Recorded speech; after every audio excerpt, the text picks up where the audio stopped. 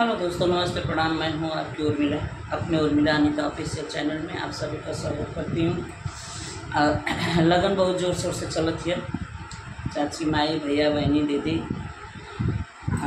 एक तिलक का गीत सुनावा जाते हैं। अगर गीत पसंद आवे तो याद के खूब तिलक में आप लोग गाएँ। तबीयत ठीक ना है लेकिन फिर भी आप लोग खातिन के मेहनत करते हैं। जा उम्मीद है कि आप लोग अपन प्यार दुलार आशीर्वाद जरूर दिल जाए। अब गाना के पूरा सुनल जाए, आवाज के बहुत आनंद आए।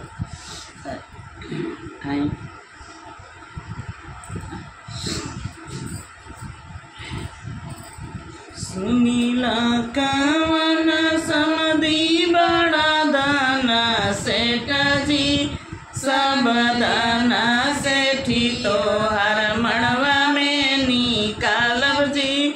सब दाना सेठी तो हर आंगन में निकालब जी। सब दाना सेठी तो हर आंगन में निकालब जी। सब दाना सेठी तो का बेच के लोटा लैला, का बेच परतिया जी, का बेच के थाली लैला बाबू के चढ़ाला जी।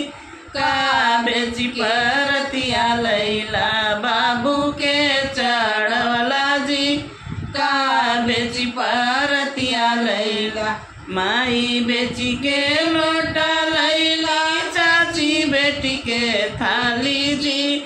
दीदी बेची परतिया लैला बाबू के चढ़ाली जी। दीदी बेची परतिया लैला बाबू के चढ़ाली जी। दीदी बेची परतिया लैला सुनीला कवन सरवा बड़ा दाना सेठ जी। फूल दाना सेठी तो हर आंगन में निकालब जी। फूल दाना सेठी तो हर आंगन में निकालब जी।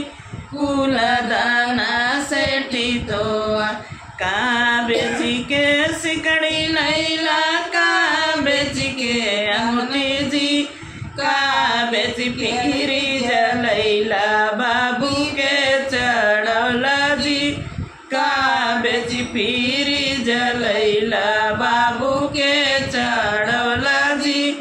का बेची पीरी जलैला हुआ बेची के सिकड़ी लैली, मौसी बेची के अंगूठी जी।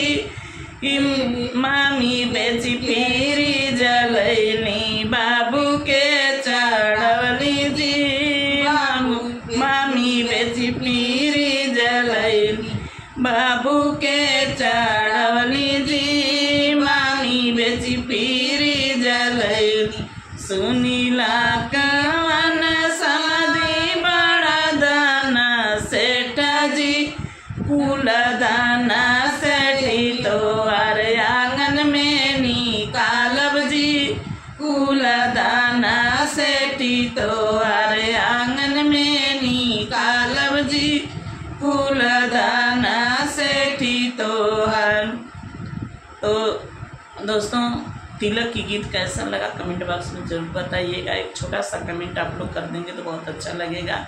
अगर गीत पसंद आती है तो माताओं बहनों आप लोग सीख करके अपने घर में गा सकती हैं, मुझे बहुत अच्छा लगेगा। फिर मिलते हैं नेक्स्ट वीडियो के साथ, तब तक के लिए बाय बाय।